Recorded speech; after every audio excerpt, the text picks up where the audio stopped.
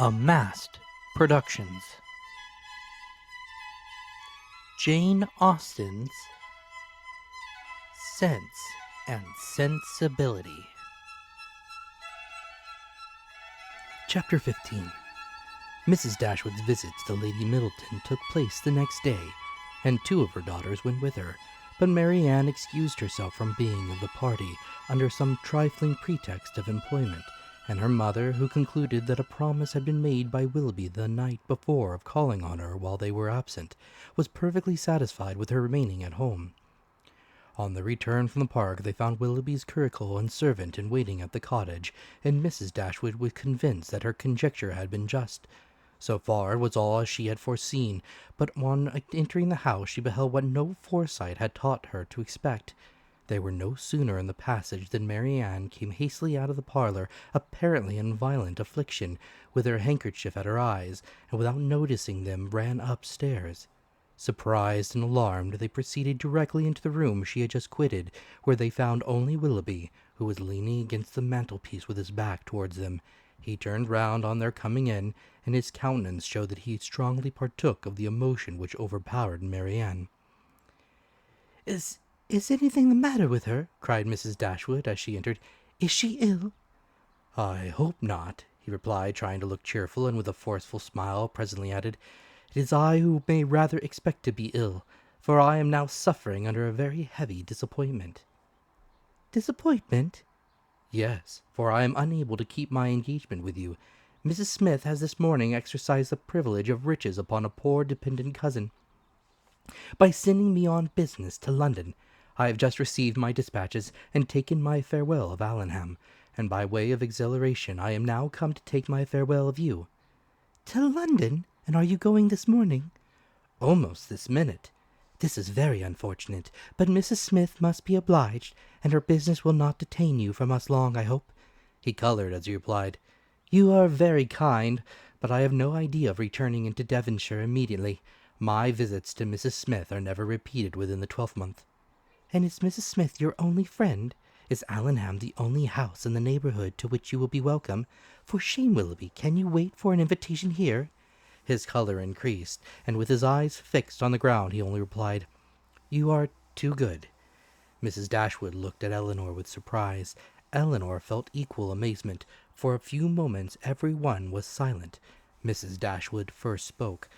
"I've only to add, my dear Willoughby, that at Barton Cottage you will always be welcome, for I will not press you to return here immediately, because you can only judge how far that might be pleasing to Mrs. Smith, and on this head I shall be no more disposed to question your judgment than to doubt your inclination."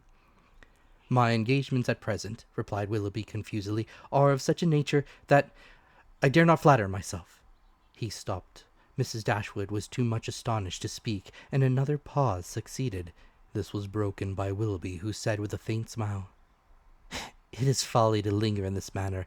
I will not torment myself any longer by remaining among friends whose society it is impossible for me now to enjoy." He then hastily took leave of them all, and left the room. They saw him step into his carriage, and in a minute it was out of sight. Mrs. Dashwood felt too much for speech, and instantly quitted the parlour to give way in solitude to the concern and alarm which this sudden departure occasioned. Elinor's uneasiness was at least equal to her mother's. She thought of what had just passed with anxiety and distrust. Willoughby's behaviour in taking leave of them, his embarrassment, an affection of cheerfulness, and above all his unwillingness to accept her mother's invitation. A backwardness so unlike a lover, so unlike himself, greatly disturbed her. One moment she feared that no serious design had ever been formed on his side, and the next that some unfortunate quarrel had taken place between him and her sister. The distress in which Marianne had quitted the room was such as a serious quarrel could most reasonably account for, though when she considered what Marianne's love for him was, a quarrel seemed almost impossible. But whatever might be the particulars of their separation, her sister's affliction was indubitable, and she thought with the tenderest compassion of that violent sorrow which Marianne was in all probability not merely giving way to as a relief, but feeding and encouraging as a duty. In about half an hour her mother returned, and though her eyes were red, her countenance was not uncheerful. "Our dear Willoughby is now some miles from Barton, Elinor," said she as she sat down to work, "and with how heavy a heart does he travel?" "It is all very strange, so suddenly to be gone. It seems but the work of a moment, and last night he was with us so happy, so cheerful, so affectionate, and now, after only 10 minutes' notice, gone too without intending to return. Something more than what he owned to us must have happened. He did not speak, he did not behave like himself. You must have seen the difference as well. What can it be? Can they have quarreled? Why else should he have shown such unwillingness to accept your invitation here?" "It was not my inclination that he wanted, Elinor. I could plainly see that. He had not the power of accepting it. I have thought it all over, I assure you, and I can perfectly account for everything that at first seemed strange to me as well to you." "Can you please? Can you indeed?" "Yes, I have explained it to myself in the most satisfactory way. But you, Elinor, who love to doubt where you can, it will not satisfy you, I know. But you shall not talk me out of my trust in it. I am persuaded that Mrs. Smith suspects his regard for Marianne, disapproves of it, perhaps because she has other views for him, and has on that account is eager to get him away, and that the business which she sends him off to transact is invented as an excuse to dismiss him. This is what I believe to have happened. He is, moreover, aware that she does disapprove the connection. He dares not therefore at present confess to her his engagement with Marianne, and he feels himself obliged from his dependent situation to give in to her schemes, and absent himself from Devonshire for a while. You will tell me, I know that this may or may not have happened, but I will listen to no cavil, unless you can point out any other method of understanding the affair as satisfactory as this. And now, Elinor, what have you to say?" "Nothing, for you have anticipated my answer." "Then you would have told me that it might or might not have happened. Oh, Elinor, how incomprehensible are your feelings! You had rather take evil upon credit than good. You had rather look out for misery for Marianne, and guilt for poor Willoughby, than an apology for the latter. You were resolved to think him blamable, because he took leave of us with less affection than his usual behaviour has shown, and is no allowance to be made for inadvertence, or for spirits depressed by recent disappointment. Are no probabilities to be acceptable, merely because they are not certainties? Is nothing due to the man whom we have all such reason to love, and no reason in the world to think ill of, to the possibility of motives unanswerable in themselves, though unavoidably secret for a while? And after all, what is it you suspect him of?" "I can hardly tell myself, but suspicion of something unpleasant is the inevitable consequence of such an alteration as we just witnessed in him. There is great truth, however, in what you have now urged of the allowances which ought to be made for him, and it is my wish to be candid in my judgment of everybody. Willoughby may undoubtedly have very sufficient reasons for his conduct, and I will hope that he has, but it would have been more like Willoughby to acknowledge them at once. Secrecy may be advisable, but still I cannot help wondering at its being practised by him." "Do not blame him, however, for departing from his character, where the deviation is necessary, but you really do admit the justice of what I have said in his defence. I am happy, and he is acquitted." "Not entirely. It may be proper to conceal their engagement, if they are engaged, from Mrs. Smith, and if that is the case it must be highly expedient for Willoughby to be but little in Devonshire at present. But this is no excuse for their concealing it from us."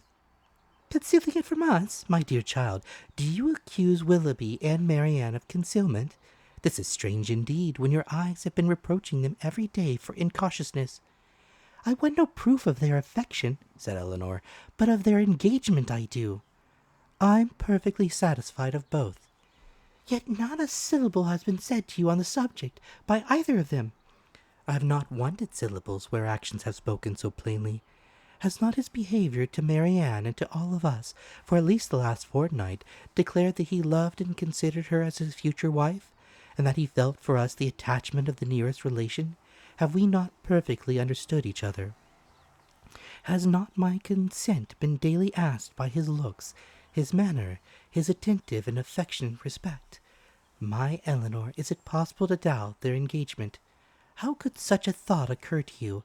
How is it to be supposed that Willoughby, persuaded as he must be of your sister's love, should leave here, and leave her perhaps for months, without telling her of his affection, that they should part without a mutual exchange of confidence?" "I confess," replied Elinor, "that every circumstance except one is in favor of their engagement. But that one is the total silence of both on the subjects, and with me it almost outweighs every other." "How strange this is!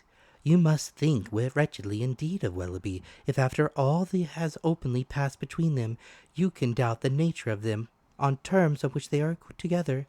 Has he been acting a part in his behavior to your sister all this time? Do you suppose him really indifferent to her?" "No, I cannot think that. He must and does love her, I am sure." "But with a strange kind of tenderness if he can leave her with such indifference, such carelessness of the future, as you attribute to him?" "You must remember, my dear mother, that I have never considered this matter as certain. I have had my doubts, I confess, but they are fainter than they were, and they may soon be entirely done away. If we find they correspond, every fear of mine will be removed." "A mighty concession indeed. If you were to see them at the altar, you would suppose they were going to be married." "Ungracious girl! But I require no such proof. Nothing in my opinion has ever passed to justify doubt.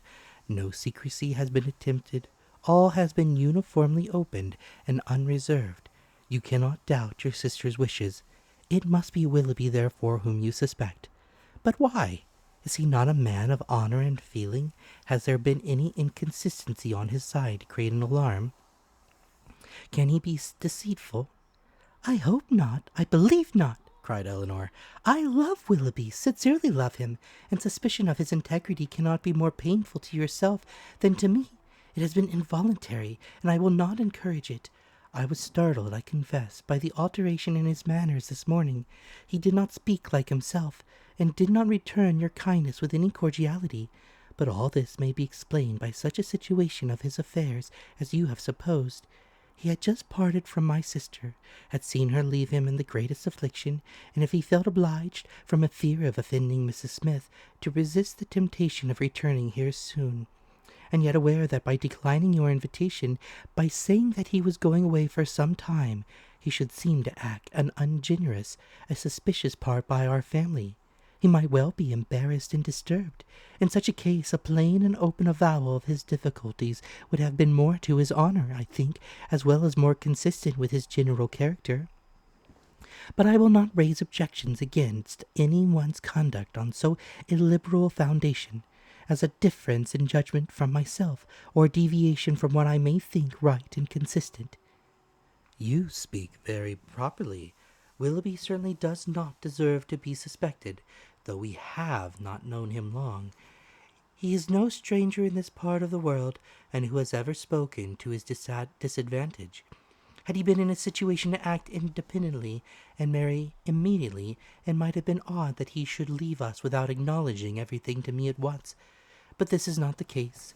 It is an engagement in some respects not prosperously begun, for their marriage must be at a very uncertain distance, and even secrecy, as far as it can be observed, may now be very advisable." They were interrupted by the entrance of Margaret, and Elinor was then at liberty to think over the representations of her mother, to acknowledge the probability of many, and hope for the justice of all.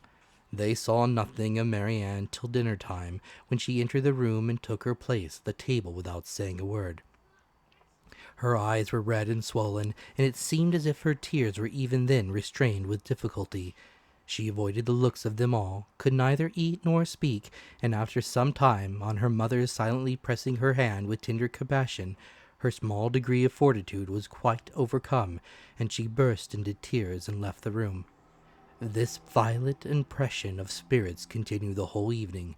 She was without any power, because she was without any desire of command over herself. The slightest mention of anything relative to Willoughby overpowered her in an instant, and though her family were most anxiously attentive to her comfort, it was impossible for them, if they spoke at all, to keep clear of every subject which her feelings connected with him. Chapter 16. Marianne would have thought herself very inexcusable had she been able to sleep at all the first night after parting from Willoughby. She would have been ashamed to look her family in the face the next morning had she not risen from her bed in more need of repose than when she lay down in it. But the feeling which made sure such composure a disgrace left her in no danger of incurring it. She was awake the whole night, and she wept the greatest part of it. She got up with a headache, was unable to talk, and unwilling to take any nourishment, giving pain every moment to her mother and sisters, and forbidding all attempt at consolation from either. Her sensibility was potent enough. When breakfast was over, she walked out by herself and wandered about the village of Allenham, indulging the recollection of past enjoyment, and crying over the present reverse for the chief of the morning. The evening passed off in the equal indulgence of feeling.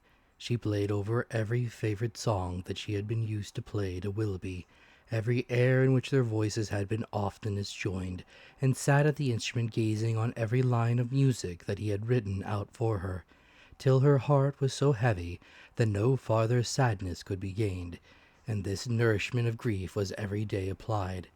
She spent whole hours at the pianoforte, alternately singing and crying, her voice often totally suspended by her tears. In books, too, as well as in music, she courted the misery which a contrast between the past and present was certainly of giving. She read nothing but what they had been used to read together. Such violence of affliction, indeed, could not be supported forever. It sunk within a few days into a calmer melancholy, but these employments, to which she daily recurred, her solitary walks and silent meditations, still produced occasional effusions of sorrow as lively as ever. No letter from Willoughby came, and none seemed expected by Marianne. Her mother was surprised, and Elinor again became uneasy.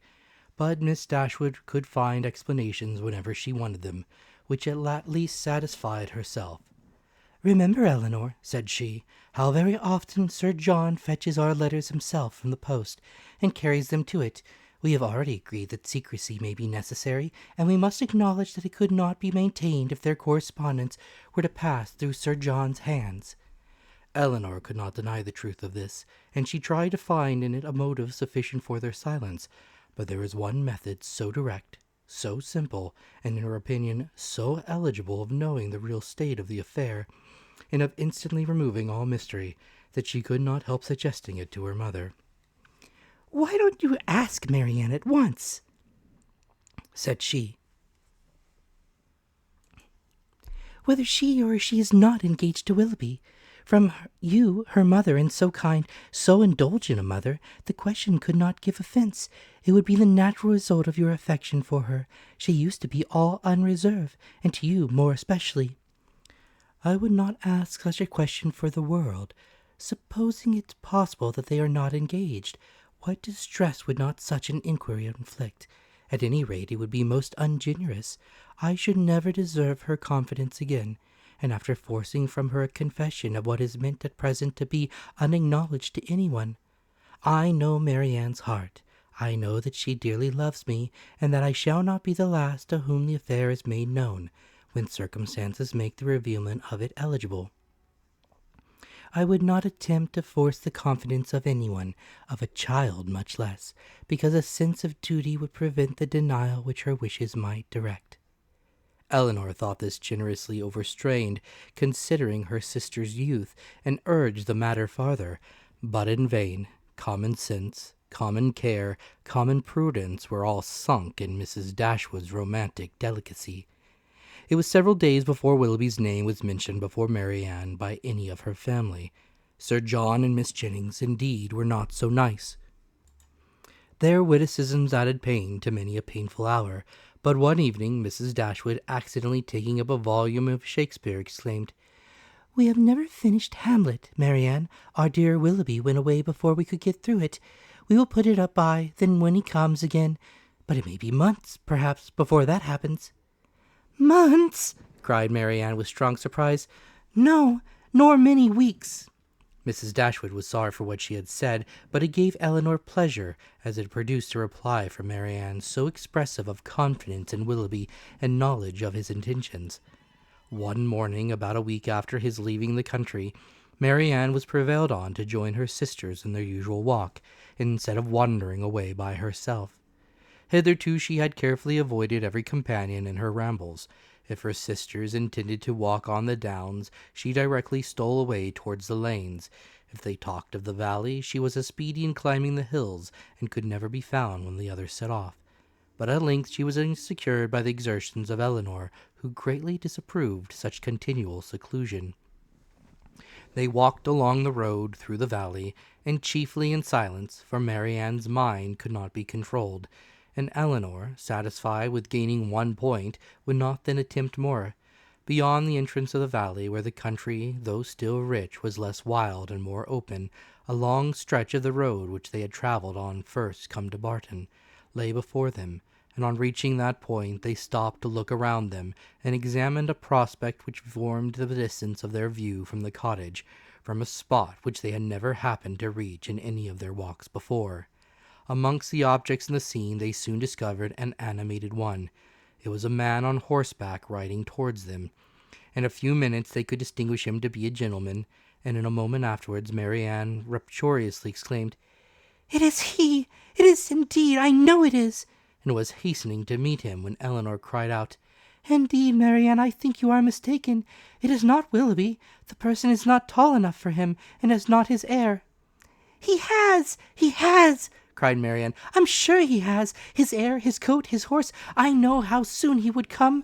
She walked eagerly on as she spoke, and Elinor, to screen Marianne from particularity, as she felt almost certain of its not being Willoughby, quickened her pace and kept up with her. They were soon within 30 yards of the gentleman. Marianne looked again.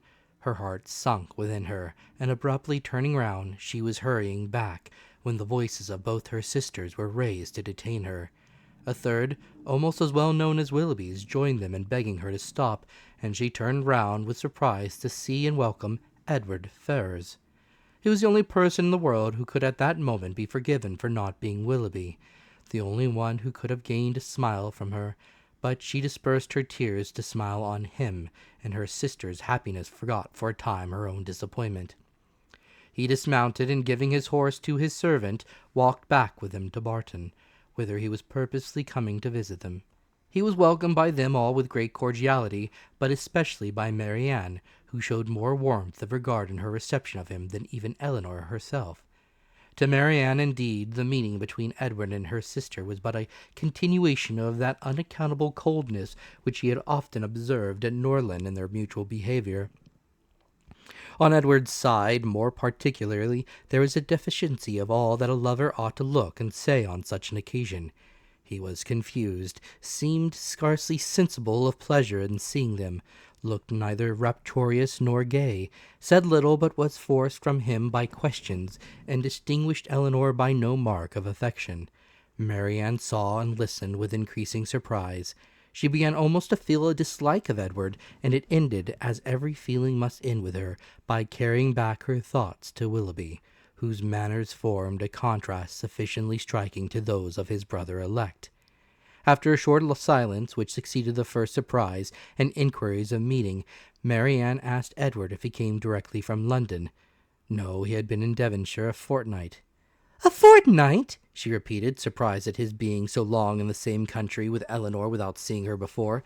He looked rather distressed as he added that he had been staying with some friends near Plymouth. "Have you been lately in Sussex?" said Elinor. I was at Norland about a month ago."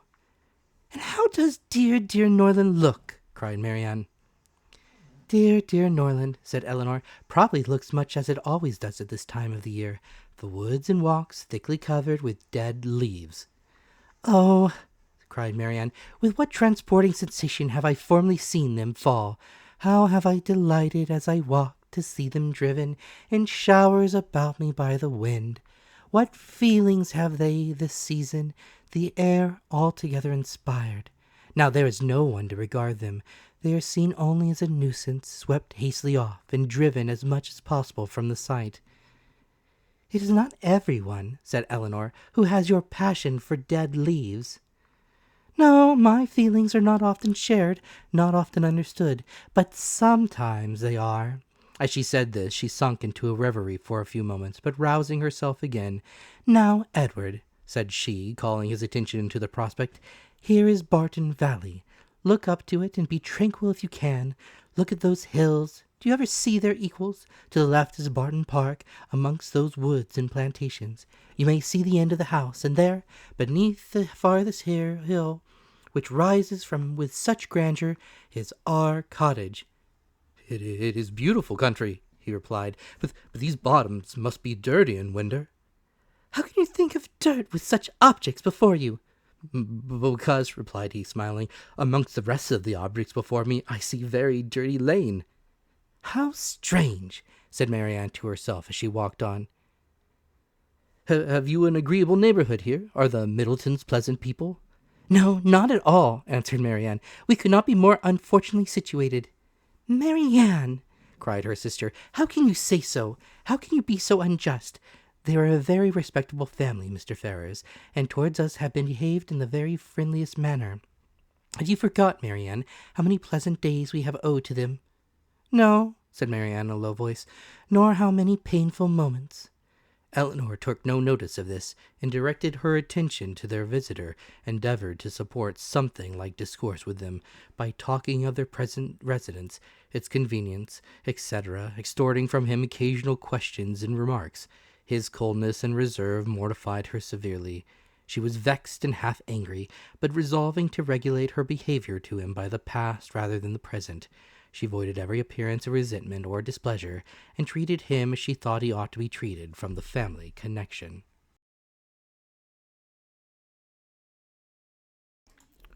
Chapter 17. Mrs. Dashwood was surprised only for a moment at seeing him, for his coming to Barton was, in her opinion, of all things the most natural. Her joy and expression of regard long outlived her wonder. He received the kindest welcome from her, and shyness, coldness, reserve could not stand against such a reception. They had begun to fail him before he entered the house, and they were quite overcome by the captivating manners of Mrs. Dashwood. Indeed, a man could not very well be in love with either of her daughters without extending the passion to her, and Elinor had the satisfaction of seeing him soon become more like himself.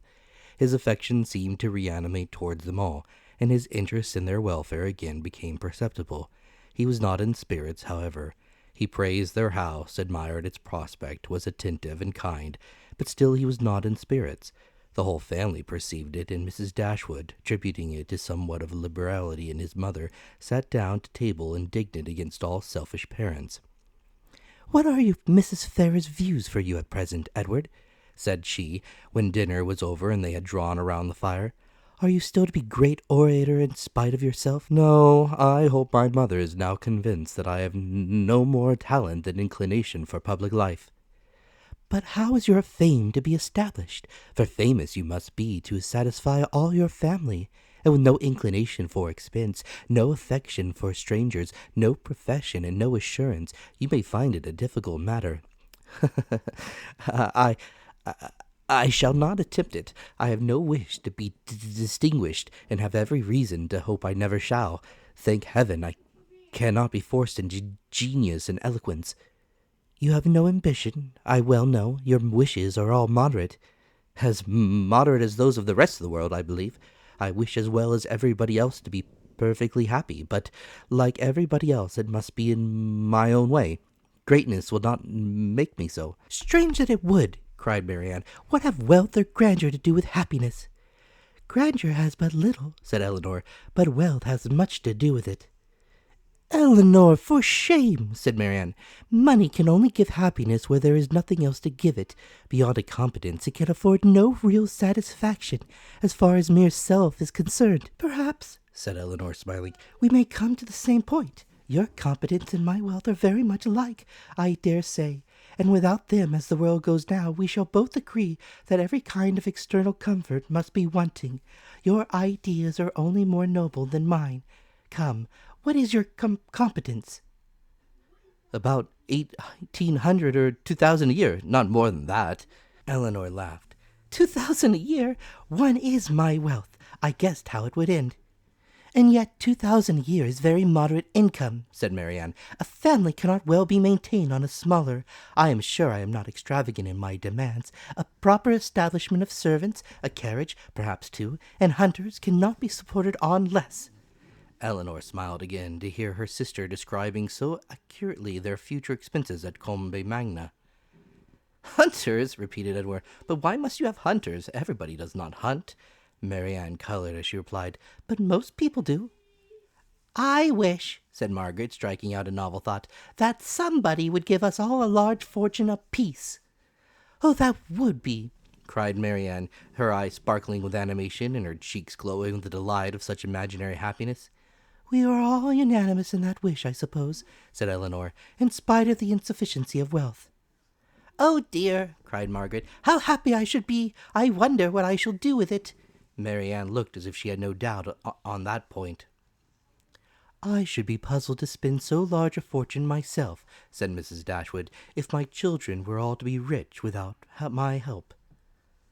You must begin your improvements on this house, observed Elinor, and your difficulties will soon vanish. What magnificent orders would travel from this family to London in such an event! What a happy day for booksellers, music sellers, and print shops!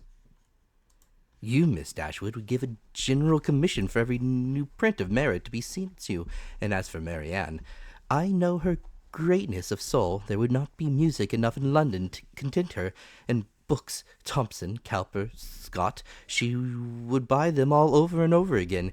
She would buy up every copy, I believe, to prevent their falling into unworthy hands, and she would have every book that tells her how to admire an old twisted tree.